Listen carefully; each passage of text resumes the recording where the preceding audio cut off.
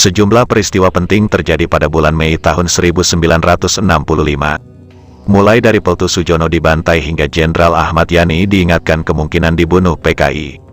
Kuncoro Hadi dan kawan-kawan dalam buku, Kronik 65, catatan hari per hari peristiwa G30S sebelum hingga setelahnya, tahun 1963 sampai tahun 1971. Mencatat beberapa peristiwa penting yang terjadi pada bulan Mei tahun 1965 atau hanya beberapa bulan sebelum peristiwa G30S PKI meletus di Jakarta awal Oktober tahun 1965. Pada tanggal 14 Mei tahun 1965 di Simalungun, Sumatera Utara, Massa Barisan Tani Indonesia, BTI, organisasi sayap PKI mengambil alih tanah milik Perusahaan Perkebunan Negara, PPN, di wilayah Bandar Betsi dan menanaminya dengan pohon pisang tanpa izin. Untuk menertibkan penyerobotan massa BTI, PPN membongkar tanaman-tanaman pisang ini dengan traktor. Saat traktor PPN terbenam dalam lumpur, seorang tentara, yakni Peltu Sujono, datang membantu menariknya. Tiba-tiba sekira 200 massa BTI mengeroyok Peltu Sujono dan menghujatnya sebagai tentara Nekolim. Bintara Angkatan Darat ini berupaya melawan, namun ia tidak berdaya, dihantam dengan linggis dan cangkul. Sujono akhirnya tewas. Angkatan Darat menyikapi peristiwa ini secara serius. Jenderal Ahmad Yani bahkan mengatakan bahwa provokasi PKI semacam itu tidak akan bisa ditoleransi lagi. Kemudian pada tanggal 15 Mei tahun 1965, Wakil Perdana Menteri, Waperdam, satu merangkap Menlu dan Kepala Badan Pusat Intelijen, BPI, Subandrio menerima sepucuk amplop di rumahnya. Berisi berkas draft surat penilaian Duta Besar Inggris atas situasi Indonesia. Dokumen ini kemudian dikenal dengan sebutan Dokumen Gilchrist. Dokumen ini berisi pernyataan bahwa Inggris akan membantu upaya-upaya yang dilakukan oleh teman-teman lokal kita dari Angkatan Darat untuk menggulingkan Soekarno. Pada tanggal 18 Mei tahun 1965 Ketua Partai Nasional Indonesia, PNI, Hardi bertemu dengan Presiden Soekarno dan bercerita panjang lebar tentang kondisi Indonesia. Mulai dari peristiwa Bandar Betsi di mana seorang pembantu letnan dibunuh oleh Barisan Tani Indonesia, BTI, hingga aksi sepihak yang dilancarkan BTI di Klaten dan Banyuwangi. Hardi akhirnya berkata, "Kita semua khawatir jika negara Republik Indonesia yang berazaskan Pancasila mau diubah menjadi negara komunis, maka kita pasti akan mengalami malapetaka dan perang saudara." Setelahnya, Presiden Soekarno justru dengan menasehatinya supaya berjuang terus dan sesekali datang menemuinya. Soekarno juga tidak menanggapi laporan Hardi bahwa mungkin akan terjadi kudeta yang dilakukan oleh Partai Komunis Indonesia, PKI.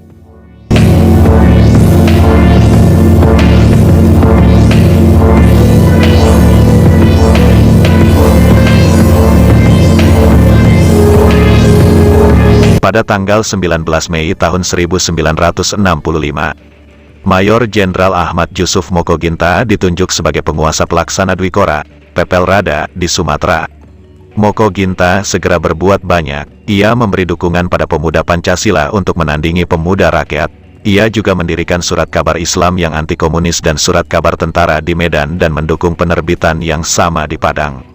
Lalu pada tanggal 20 Mei tahun 1965, beberapa kolega mengunjungi kediaman Menteri Panglima Angkatan Darat, Letjen Ahmad Yani. Salah seorang sahabat Yani berkata bahwa jika Yani ia tidak bertindak secepatnya, maka boleh bisa jadi ia akan segera dibunuh.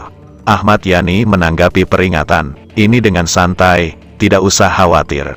Saya tahu persis berapa besar kekuatan mereka." Kuncoro Hadi dan kawan-kawan dalam buku yang disusunnya menulis, Soekarno yang pada awal tahun belum menunjukkan ketertarikannya terhadap dibentuknya Angkatan Kelima, pada hari ini mulai menunjukkan minatnya. Tampaknya ia melihat adanya manfaat dari dibentuknya Angkatan Kelima. Saat Soekarno berpidato di Lembaga Pertahanan Nasional di Bandung, ia mengatakan bahwa ia masih belum menampung gagasan untuk mempersenjatai para petani dan kaum buruh. Tetapi masalah ini layak dipikirkan. Pada tanggal 23 Mei tahun 1965, hari ulang tahun Partai Komunis Indonesia, PKI, ke-45 dirayakan di Stadion Senayan.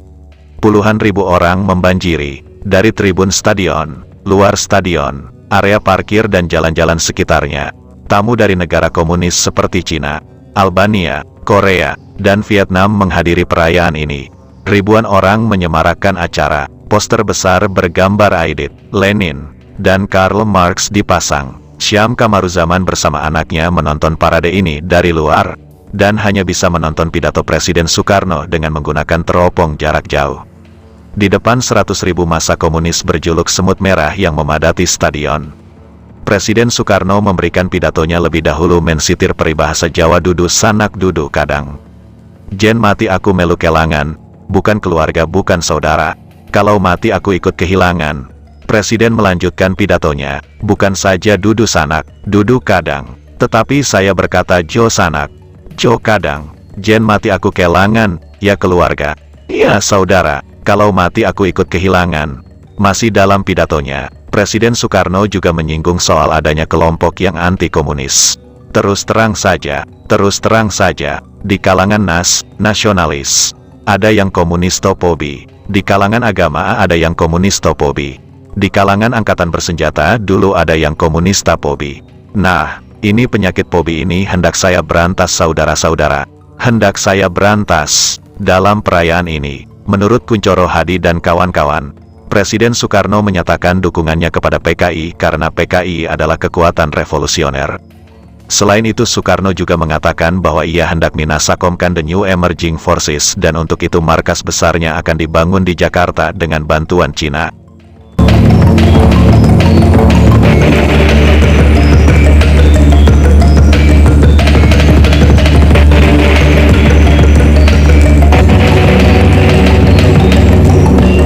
Pada tanggal 25 Mei tahun 1965, Subandrio menghadap Presiden Soekarno di istana untuk menyampaikan dokumen Gilchrist beserta sebuah amplop dan sepucuk surat pengantarnya yang menyatakan bahwa dokumen ini diperoleh dari rumah Bill Palmer warga negara Amerika Serikat di Tugu, Bogor.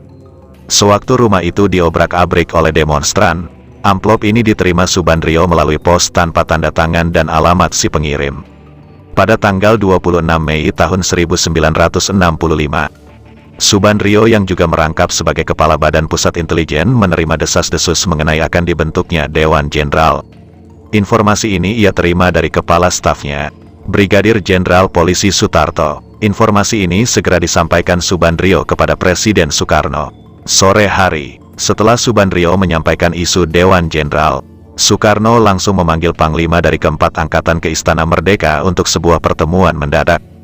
Dalam rapat ini, Presiden Soekarno membacakan dokumen Gilchrist yang berisi tentang informasi adanya unsur-unsur AD yang bekerja sama dengan Inggris dan Amerika. Selesai membacakannya, Soekarno menanyakan perihal kebenaran tentang keberadaan dan aktivitas Dewan Jenderal kepada Ahmad Yani.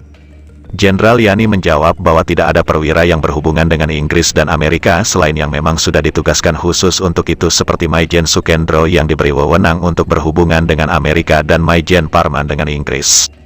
Di samping itu, Deputi 3 Menpangat Maijen MT Haryono terus-menerus melakukan kontak dengan perusahaan minyak asing.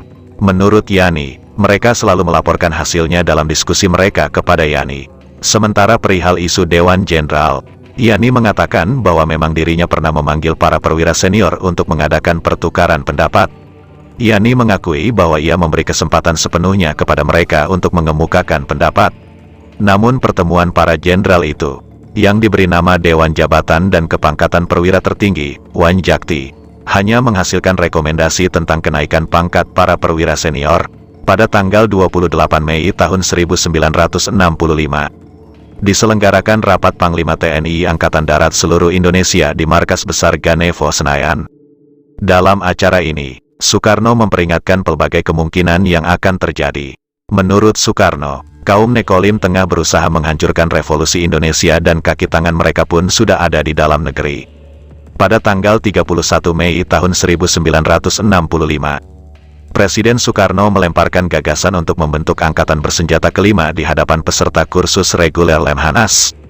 Gagasan ini hanya disetujui oleh Panglima Angkatan Udara, Pangau, Omar Dhani dan mendapat penolakan dari 3 panglima lainnya yakni dari Angkatan Darat, Angkatan Laut, dan Angkatan Kepolisian. Menurut ketiga panglima ini, akan berbahaya jika buruh dan tani dipersenjatai sebab rentan dimanfaatkan oleh PKI.